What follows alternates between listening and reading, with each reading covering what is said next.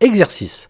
On a l'équation de la réaction suivante, 2SO2 gazeux plus O2 gazeux donne 2SO3 gazeux. On mélange initialement du dioxyde de soufre gazeux et du dioxygène gazeux dans les proportions stoichiométriques. On appellera alpha le taux de conversion de SO2, c'est-à-dire le rapport de la quantité en mol de SO2 ayant réagi sur la quantité initiale de SO2. En notant N0 la quantité initiale en mol de dioxygène. Construire un tableau d'avancement donnant les quantités de matière de toutes les espèces ainsi que la quantité totale NT de gaz en mol à l'état initial et à l'équilibre en fonction de N0 et de l'avancement xi équilibre, puis en fonction de N0 et de alpha. Exprimer les pressions partielles des différents gaz en fonction de alpha et de la pression totale P de T. Donner l'expression de la constante d'équilibre K équilibre en fonction des pressions partielles des différents gaz et de la pression standard P de 0, puis en fonction de alpha, de la pression totale P de T et de la pression standard P de 0. Le dioxyde de soufre réagit avec le dioxygène pour former du trioxyde de soufre selon l'équation de la réaction suivante. 2SO2 gazeux plus O2 gazeux donne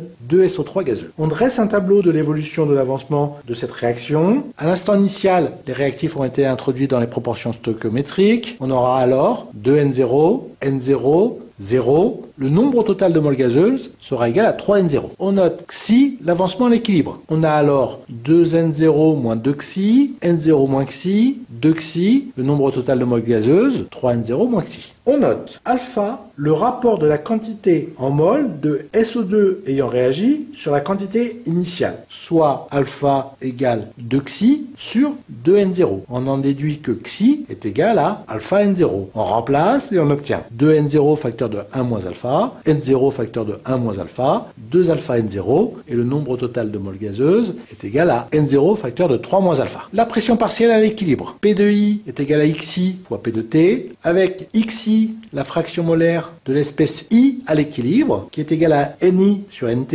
avec Ni la quantité de matière de l'espèce I à l'équilibre, divisé par Nt, le nombre total de moles gazeuses à l'équilibre. On a alors la pression partielle du dioxyde de soufre, s'écrit alors 2N0 facteur de 1 moins alpha, divisé par N0 facteur de 3 moins alpha, le tout multiplié par la pression totale. La pression partielle du dioxygène s'écrit N0 facteur de 1 moins alpha, divisé par N0 facteur de 3 moins alpha, le tout multiplié par la pression totale, et la pression partielle du trioxyde de soufre s'écrit 2 alpha N0 divisé par N0 facteur de 3 moins alpha, le tout multiplié par la pression totale.